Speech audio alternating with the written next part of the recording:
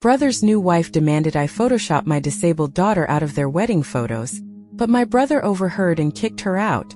Just 2 weeks ago, my younger brother Jacob married the love of his life, Emily, in what was supposed to be a beautiful and heartwarming ceremony. Jacob had been looking forward to this day for a long time, and everyone could see just how deeply he loved Emily.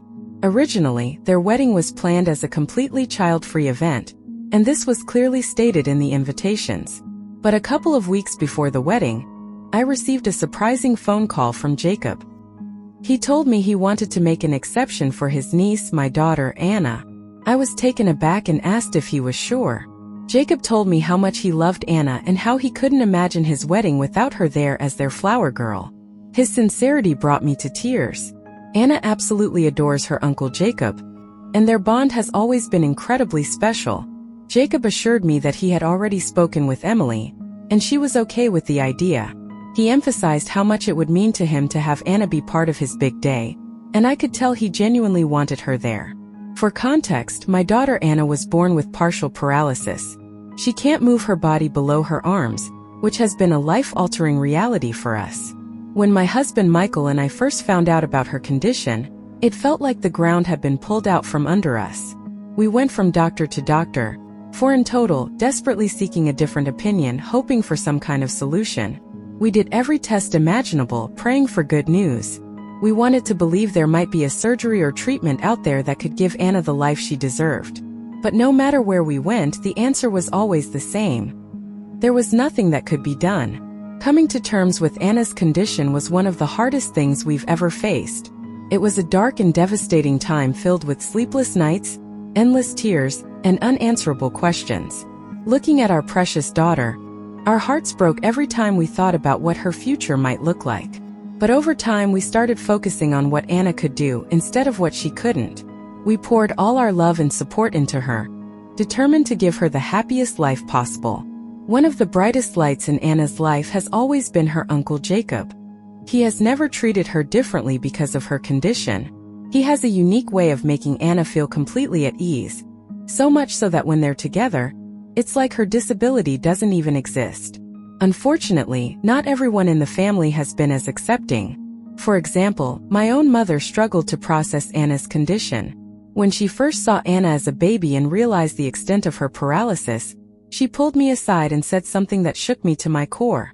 She suggested that I should try again for another baby, one who could walk. Her exact words were, "Maybe if you tried again, you'd have a better baby." I was stunned. It was one of the most heartless things I'd ever heard, and it left me speechless.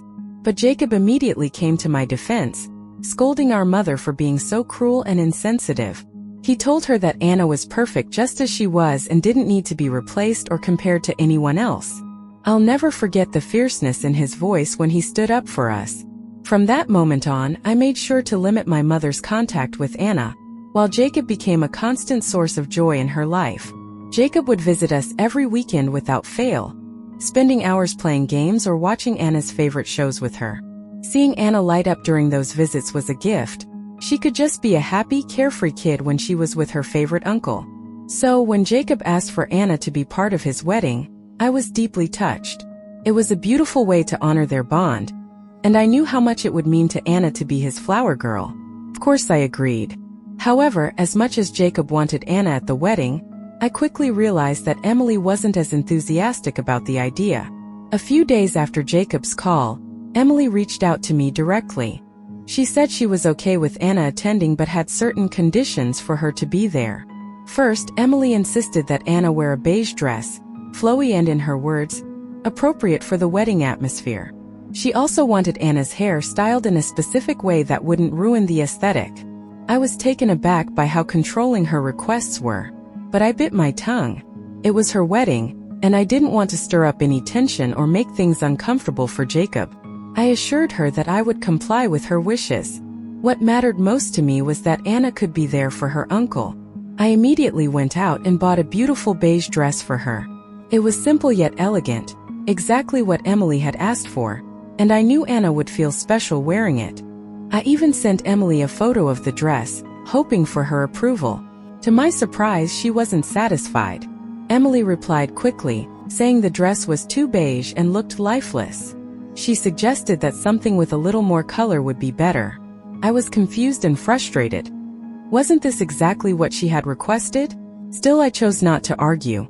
Instead of risking another rejected purchase, I sent her several options for approval before buying anything else. When Emily finally picked a dress, I was stunned. The new dress was nearly identical to the first one she'd criticized. The only difference was a faint hint of pink that was barely noticeable. That's when it dawned on me. This wasn't about the dress. Emily was deliberately making things difficult. It felt like she was testing me, setting up unnecessary obstacles. If she didn't want Anna at the wedding, she should have spoken to Jacob and sorted it out directly. But she didn't, and the wedding moved forward as planned. On the day of the wedding, Anna looked absolutely stunning in her approved beige dress. The fabric flowed gracefully as she wheeled herself down the aisle, her face glowing with happiness as she scattered flower petals. There was an audible gasp from the guests, followed by a chorus of compliments about how beautiful she looked. Watching her participate in such an important moment was unforgettable. Tears of joy welled up in my eyes as I saw Anna fully immersed in the celebration. I glanced at Jacob, and his expression mirrored my emotions. He was beaming with pride. When Anna reached the front, Jacob knelt down to hug her, a tender moment that brought even more tears to my eyes. He then helped position her in the front row, ensuring she was comfortable and had a perfect view of the ceremony. A few moments later, Emily began her walk down the aisle. She looked breathtaking in her wedding gown, and for a split second, I hoped to see her acknowledge Anna's role in the ceremony with a smile or even a glance. But instead, Emily briefly rolled her eyes and looked past Anna without a hint of warmth. I felt a pang of disappointment but chose to push it aside. This was Jacob's day, and I didn't want anything to overshadow the joy of the moment. The ceremony continued, and when the officiant pronounced Jacob and Emily husband and wife, I felt a rush of happiness for my brother. After the ceremony, we gathered for family photos. Jacob made sure Anna was included in every shot, capturing the love and unity of the day. However, Emily's behavior during the photo session was hard to ignore. She sighed heavily and muttered under her breath, which I initially brushed off as exhaustion. Weddings can be overwhelming after all. But her demeanor grew more uncomfortable to watch. At one point, when Jacob picked Anna up and held her for a picture, Emily's smile faltered, and her expression turned sour. It was subtle but noticeable enough to make me uneasy. Eventually, Emily approached me with a polite but clipped tone and asked if I could wheel Anna out, so she could take photos with just her side of the family. The request caught me off guard, but I agreed and brought Anna to sit with my parents at the reception. While I was upset by Emily's behavior, I appreciated my mother's acknowledgement of Anna. She told me how beautiful my daughter looked and said I was lucky to have her. It was a small gesture, but it meant a lot, especially since my mom had spent years struggling to accept Anna's condition. Her recent efforts to move past her biases gave me hope for our relationship. Despite the tension, Anna seemed blissfully unaware. She enjoyed herself and had a wonderful day, which is what mattered most to me. After the wedding, Jacob and Emily left for their honeymoon. From the photos and stories Jacob posted on social media, it seemed like they were having an amazing time. I was happy for him, he deserved it. When they returned, Jacob invited our family, me, Michael, and our parents, to his new home for a casual lunch. I was excited to see him again, especially since we hadn't had much time to talk after the wedding. Since then, my mom and I have reconnected in unexpected ways. She recently apologized for the hurtful things she said about Anna years ago, particularly about pressuring me to try for another baby. Her remorse felt genuine, and while I remained cautious, I appreciated her effort to make amends. Jacob was absolutely over the moon to see Anna when we arrived at his house. He excitedly pulled out a collection of gifts he had brought back for her from their honeymoon, each one thoughtfully chosen. Anna's face lit up with pure joy as she unwrapped them, her smile stretching from ear to ear. Jacob, as always, was fully engaged with her, asking about her favorite moments from the wedding and telling her how much everyone had raved about her performance as the flower girl. "You were amazing," he said repeatedly, beaming with pride. "I can't tell you how many friends and family members called me afterward to say how beautiful and graceful you were." Anna's cheeks flushed with happiness, and her eyes sparkled as she soaked up the compliments. But while Jacob showered Anna with attention, I couldn't help but notice Emily. She wasn't sharing in his enthusiasm. She sat off to the side, visibly annoyed, her expression a mixture of exasperation and impatience. She barely engaged with anyone while Jacob interacted with Anna, as if she were waiting for the moment to end and for his attention to shift away. After lunch, we all gathered in the living room to chat as a family. It was then that Emily approached me quietly, asking if we could talk in private. My stomach sank. I'd been bracing myself for this conversation ever since the wedding. With a nod, I followed her to one of the bedrooms. As we sat down, Emily began by complimenting me for adhering to all her conditions and for ensuring Anna's appearance fit the wedding's aesthetic. I nodded, thanking her and emphasizing that I had wanted to be respectful of her big day. But then after a brief pause, her tone changed. "There's something that's been bothering me since the wedding," she said, taking out her phone. My heart sank further as she scrolled through the wedding photos taken by the photographer. She stopped at a family photo, zooming in on the image where Anna sat in her wheelchair beside Jacob. Everyone in the photo was smiling, clearly enjoying the moment. But Emily's finger hovered over Anna, and her expression hardened. "Do you see how your kid in a wheelchair is ruining the vibe of the picture?" she said coldly. I froze. For a moment I couldn't even breathe. How could she say something so cruel and heartless about my daughter? Anger surged through me. "How dare you?" I shot back, my voice trembling with fury. "Anna is not ruining anything. She did her best to be part of your celebration. She loved every moment of it." Emily didn't flinch. "That's not my problem," she scoffed. "Seeing her wheelchair in every photo ruined the aesthetic. It's an eyesore." Her words were like a slap in the face. As if that wasn't enough, she went on to demand that I pay for a professional photo editor to either Photoshop Anna out of the pictures entirely or make her appear without the wheelchair. I gasped, utterly appalled. "Are you serious?" I shouted, my voice shaking with disbelief. "You want me to pay someone to erase my daughter or pretend she doesn't use a wheelchair? You're an ableist, Emily. I am proud of my daughter exactly the way she is, and I will not pay a single cent for any kind of Photoshop. If you had such a problem with her being part of the wedding, you should never have agreed to let her be the flower girl in the first place." Emily, unfazed, argued back. I tried to talk Jacob out of it. I knew this would happen, but he's so blinded by his love for Anna that he wouldn't listen to me. If I'd pushed harder to uninvite her, he might have broken off the wedding.